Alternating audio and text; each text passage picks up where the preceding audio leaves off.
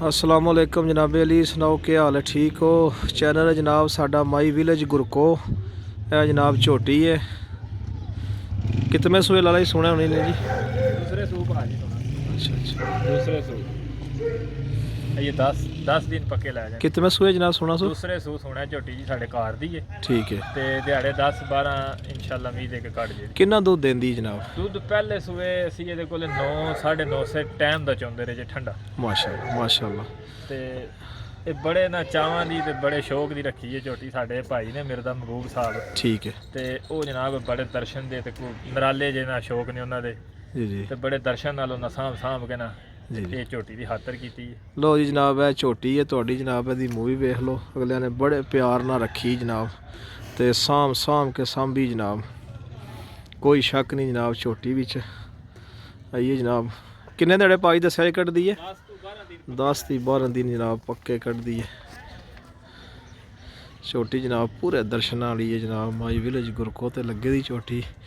जिस किसी का जनाब इरादा होवे राबता कर सकता है झोटी जनाब। जिहड़ा बंदा सही ठरकी है ते जनाब ओहदे वाली झोटी है। किन्ने दी भाजी दे छड़दे ने भाईजान जे एडी साड़ी सलाह को नहीं देन दी ते जे किसी भरा दे चौखी दिल नूं लगे ते 7 लाख रुपया असीं मुੱਲ करने आ ते झोटी दे सकदां। ठीक है जनाब, जे किसी भरा दे देनी चाहे ते जी ठीक है ठीक है।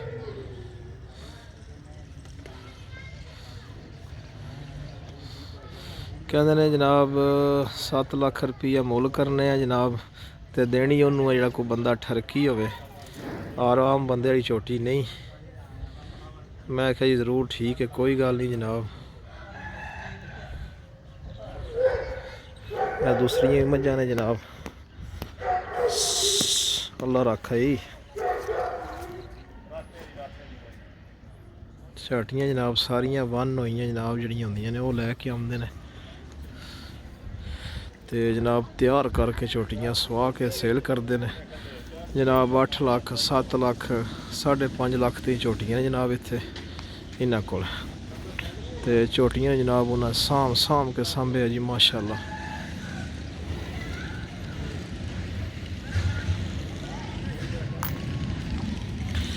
है जनाब महीना पूरा कटदी है झोटी, है पूरा महीना कटदी जनाब।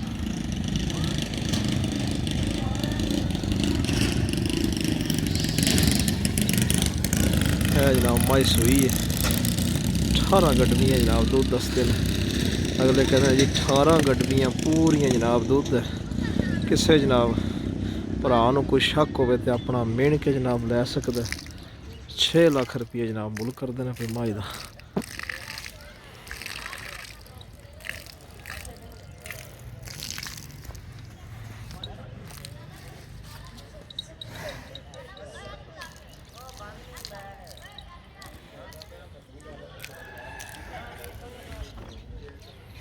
है जनाब इस माई का बच्चा जी मूवी बनाई है कट्टी सु मगर जनाब।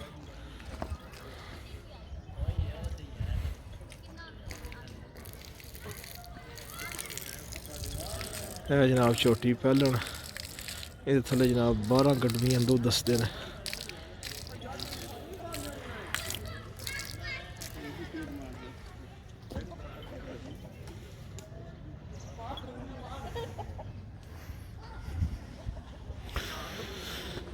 है जनाब गां है।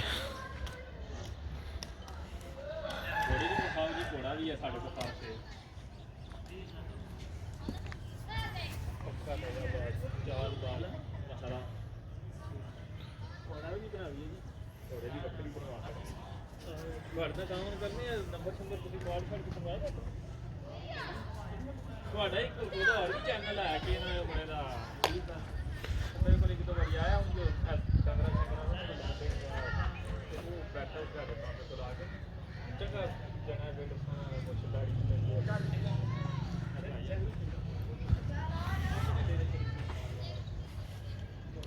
है जनाब घोड़ा भी फाल सेल है जनाब।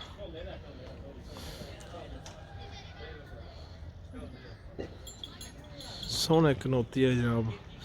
ये जनाब रेस ही घोड़ा भजदा रहा सरकार बस घोड़ा बीमार हो गया उसकी वजह की पाई जी कहने हूँ तंदुरुस्त है।